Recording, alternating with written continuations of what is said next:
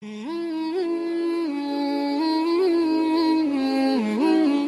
kisah tentang seorang yang sangat gemar sedekah. Namanya adalah Syahban. Suatu ketika Rasulullah SAW kehilangan seseorang. Ketika di dalam masjid, biasanya ada orang yang selalu mengambil posisi di paling depan sebelah kanan. Ya, Rasulullah SAW paling pojok. Ketika Rasulullah sholat lalu salam, beliau biasanya akan melihat laki-laki yang bernama Syahban ini.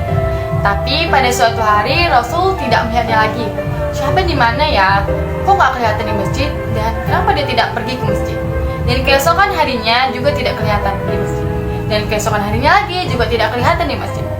Padahal Syahban ini orang paling rajin ke masjid.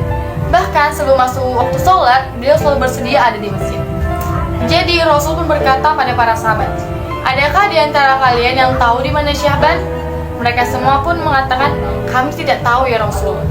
Kalau begitu, mari kita ke rumah Syahban supaya kita tahu kenapa dia tidak datang ke masjid. Biasanya selalu ke masjid, ini gak ke masjid. Dan kemarin gak ke masjid, coba kita lihat apa yang terjadi pada dirinya. Jadi Rasulullah pergi ke rumahnya Syahban, dan tidak ada yang menyangka rumah Syahban ternyata sangat jauh, menempuh perjalanan 3 jam berjalan kaki. Jadi bayangkan teman-teman, setiap hari beliau berjalan kaki 3 jam menuju ke masjid di setiap waktu sholat. Sampai di rumahnya Syahban, Rasulullah mengutuk pintu. Dan ketika dibuka, ternyata istrinya Syahban sudah bersimbah air mata dan mengatakan, "Syahban sudah meninggal ya Rasulullah. Syahban sudah meninggal. Tapi ada hal yang ingin aku tanyakan kepada engkau ya Rasulullah." Berkenaan dengan perkataan Syahban di detik-detik terakhir wafatnya, beliau mengatakan 3 perkara. "Kenapa tidak lebih jauh ya Allah? Kenapa tidak lebih banyak ya Allah? Kenapa tidak lebih baru?" Begitu kata Syahban. Apa maksudnya Rasulullah? Saya tidak paham. Kemudian akhirnya Rasulullah SAW pun menanyakan tentang kebiasaan-kebiasaan Syahban kepada sang istri.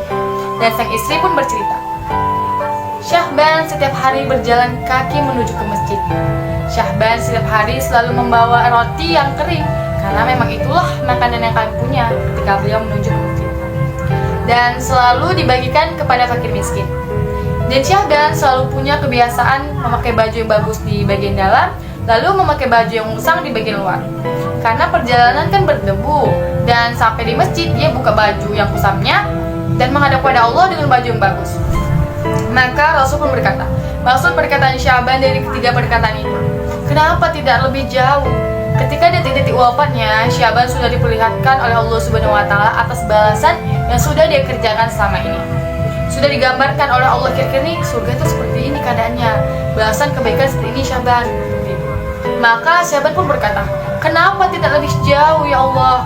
Seandainya aku berjalan kaki lebih jauh lagi ke masjid, aku tentu mendapatkan pahala yang lebih banyak. Engkau tentu mengampunkan dosa-dosaku, Engkau tentu mengangkat derajatku lebih tinggi. Kenapa jarak rumahku tidak lebih jauh ke masjid? Andaikan lebih jauh, pahala yang aku dapatkan pasti jauh lebih banyak ya Allah. Maka di detik-detik wafatnya Syahban beliau pun menyesal, kenapa tidak lebih jauh? Yang kedua, Syahban mengatakan, kenapa tidak lebih banyak? Setiap hari Syahban menuju ke masjid pasti yang membawa bekal. Di tengah perjalanan selalu bertemu dengan fakir miskin, padahal Syahban juga orang miskin. Kemudian beliau membagikan setengah makanannya kepada sang fakir miskin. Maka Syahban pun menyesal, kenapa tidak lebih banyak sedekah itu aku kasih ya Allah?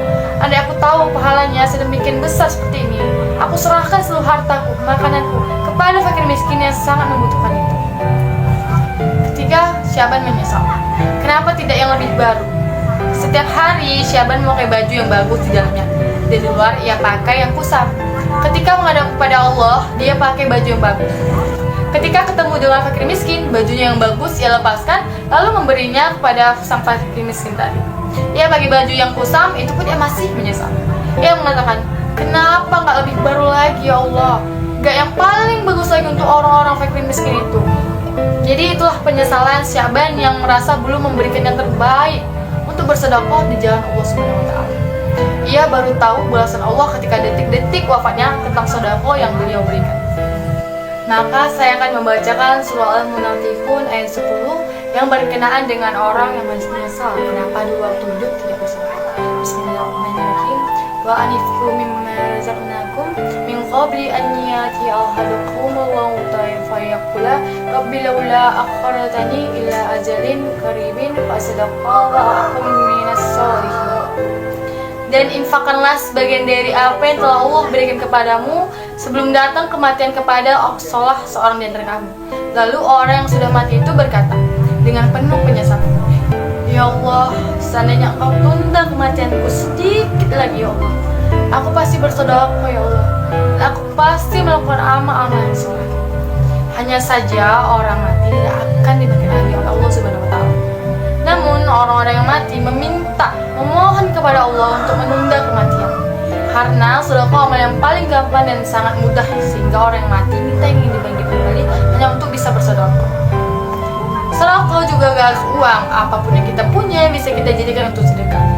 Maka sekarang pertanyaannya, kalau begitu apa sih keutamaan dalam sedekah? Pertama, sedekah adalah amalan yang paling utama. Dalam hadis riwayat Muslim, Rasulullah SAW bersabda, tangan di atas lebih baik daripada tangan di bawah. Tangan yang di atas adalah yang memberi, dan tangan di bawah adalah yang menerima. Maka siapa pemberi, sedekah adalah orang kaya. Banyak orang fakir miskin masih bersedekah teman-teman kepada fakir miskin lainnya. Siapa yang lebih mulia? Tangan di atas selalu lebih mulia daripada tangan di bawah. Berikutnya, Umar bin Khattab radhiyallahu anhu pernah mengatakan, sesungguhnya amalan-amalan itu nanti di hari akhir saling membanggakan diri satu sama lain.